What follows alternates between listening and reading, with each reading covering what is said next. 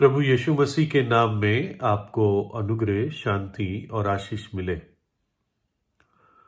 जो हमारा शरीर है, मनुष्य का शरीर या मनुष्य की देह, ह्यूमन बॉडी, अगर इसको साइंटिफिकली वैज्ञानिक रूप से देखा जाए तो ये कई सारे केमिकल से बनी हुई है।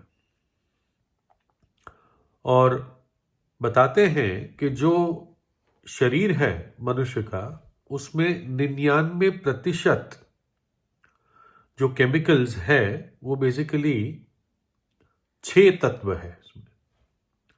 पहला है oxygen, carbon, hydrogen, nitrogen, calcium और फास्फोरस। जिन्होंने थोड़ी बहुत केमिस्ट्री पढ़ी है उनको ये सारे एलिमेंट्स के बारे में कुछ ना कुछ आइडिया है कि ये कोई बहुत अनजान चीजें नहीं है। ऑक्सीजन हम रोज सांस के द्वारा शरीर में हमारे फेफड़ों में लेते हैं। तो ये 99% ये 6 एलिमेंट्स है। और 1% से कम और 5 एलिमेंट्स है, वो है पोटेशियम, सल्फर, सोडियम, क्लोरीन और मैग्नीशियम। यानी एक साधारण नॉर्मल मनुष्य के अंदर ये 11 केमिकल्स होते ही हैं। तो 2 या 3 लोग जवान एक किसी नेशनल म्यूजियम में गए थे, राष्ट्रीय संग्रहालय। और म्यूजियम में अब जैसे आप जानते हैं अलग अलग चीजें होती हैं। कुछ हिस्टोरिकल होती है, कुछ म्यूजियम हिस्टोरिकल होते हैं, कुछ साइंटिफिक होते हैं। तो इसमें भी कुछ ऐसी एक डिस्प्ले रखा हुआ था। तो एक वहां पर सेक्शन था, वहां पर लेबल में लिखा था कि मनुष्य की देह 70 किलो की, यानी एक 70 किलो का मनुष्य जिसका वजन 70 किलो है, उसकी देह में क्या क्या है। तो एक ने पूछा कि आदमी कहां है यहां पे 70 किलो वाला। तो किसी ने जवाब नहीं दिया, लेकिन वो देखते रहे। तो पहले तो उन्होंने देखा कि 2 मर्तबान पानी के थे, एक किसी विशेष नाप के, 2 लीटर, 2.5 लीटर, 3 लीटर। जैसे बताया जाता है कि करीब एक तंदुरुस्त आदमी के अंदर 3.5 लीटर खून होता है। तो 2 मर्तबान तो पानी के थे, और फिर और मर्तबान या जार जिसे कहते हैं, उनमें phosphate of lime, carbonate of lime, potassium, sodium और अन्य केमिकल्स थे, कैल्शियम ऑक्साइड, हाइड्रोक्साइड, जो मैंने ऊपर बताया पहले। और फिर और मर्तबान रखे थे जो पारदर्शी थे, ट्रांसपेरेंट थे। उसमें गैसेस थी, हाइड्रोजन गैस थी, ऑक्सीजन गैस थी और नाइट्रोजन गैस थी। और कुछ वहां पे प्रोपोर्शन, यानी कितना नाप किस चीज का मनुष्य के देह में है, वो कुछ इंफॉर्मेशन वहां पे दी गई थी। और जब ये सजावट ये 2-3 जवान देख रहे थे, उसमें से एक ने पूछा, क्या मैं इन चीजों से बना हुआ हूं? और दूसरे ने कहा, उसने कहा, अगर क्या यही चीजें मेरे बनने में लगी है तो फिर हम सब एक से ही होने चाहिए थे। अगर मेरे में इतना केमिकल्स है, तुम्हारे में इतने केमिकल्स है, तो हम सबको एक ही होना चाहिए था। तो एक और व्यक्ति वहां पर खड़ा था, उसने कहा, हाँ, इन्हीं चीजों से आदमी बना हुआ है। और तब एक ने एक थोड़ी दबी हुई आवाज में कहा, हाँ, निश्चित रूप से ये सब चीजों से ही मनुष्य बना है, लेकिन इनके अंदर परमेश्वर कोई अपनी ओर से चीज डालता है और तब वो मनुष्य बनता है। तब मनुष्य एक जीवित प्राणी, व्यक्ति बन जाता है। और इस दृश्य को देखकर उनको एक गंभीरता महसूस हुई कि अगर सांस ना हो मनुष्य में, अगर जीवन ना हो, तो मनुष्य सिर्फ ये केमिकल्स ही है। बाइबल कहती है कि परमेश्वर ने मनुष्य को शुरुआत में, जो पहला मनुष्य था, उसको मिट्टी से बनाया, और निश्चित रूप से ये सारे केमिकल्स मिट्टी में भी पाए जाते होंगे। लिखा है, और यहोवा परमेश्वर ने आदम को भूमि की मिट्टी से रचा और उसके नथनों में जीवन का श्वास फूंक दिया, और आदम जीवता प्राणी बन गया। मिट्टी से उसको बनाया, परंतु उसके नथनों में परमेश्वर ने अपनी सांस फूंकी, और तब आदम एक जीवित प्राणी बना। यानी मनुष्य को जीवन तब मिला, मनुष्य को आत्मा तब मिली जब परमेश्वर ने उसके नथनों में सांस फूंकी। और यह सत्य बाइबल में बार बार आता है।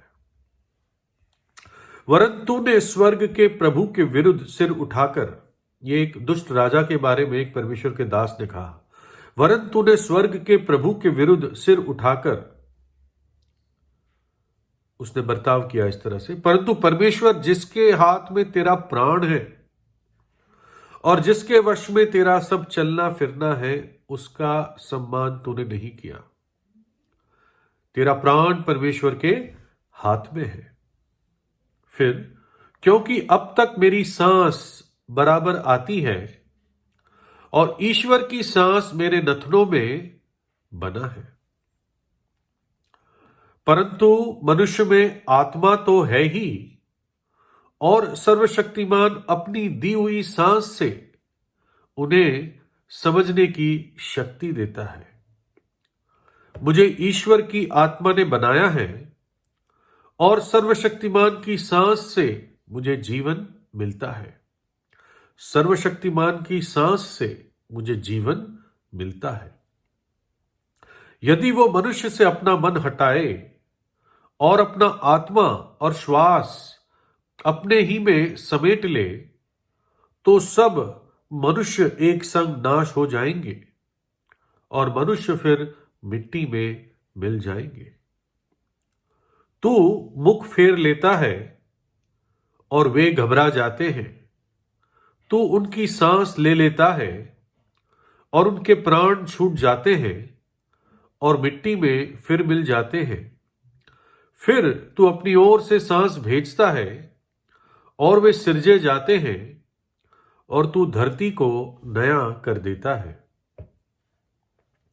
ईश्वर जो आकाश का सिरजने और तानने वाला है, जो उपज सहित पृथ्वी का फैलाने वाला और उस पर के लोगों को सांस और उस पर के चलने वालों को आत्मा देने वाला यहोवा परमेश्वर यह कहता है।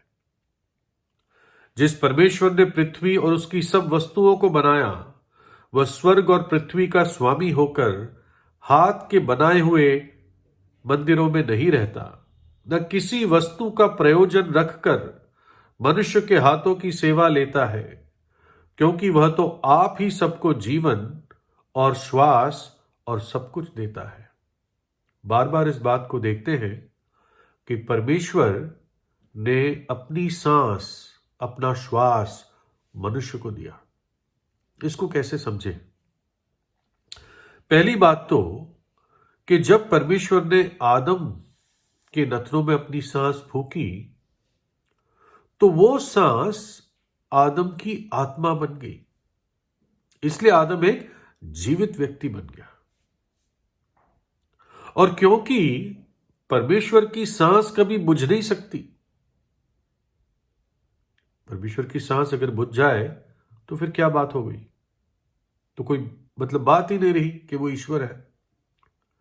इसलिए परमेश्वर की सांस कभी भी बुझ नहीं सकती। इस कारण मनुष्य की आत्मा कभी भी मर नहीं सकती। मनुष्य की आत्मा कभी भी खत्म नहीं होती। देह मर जाती है, परंतु वो आत्मा मर नहीं सकती। पापों की मजदूरी मृत्यु है। पहली मृत्यु तब होती है जब आत्मा शरीर को छोड़ देती है, और दूसरी मृत्यु जब आत्मा, मनुष्य की आत्मा अनंत काल के लिए सृष्टिकर्ता से अलग की जाती है। बाइबल इसको दूसरी मृत्यु अर्थात नरक की आग कहती है। तो इसलिए अगर मनुष्य अपने पाप में मर जाता है तो उसकी आत्मा निरंतर नरक में जलती रहेगी।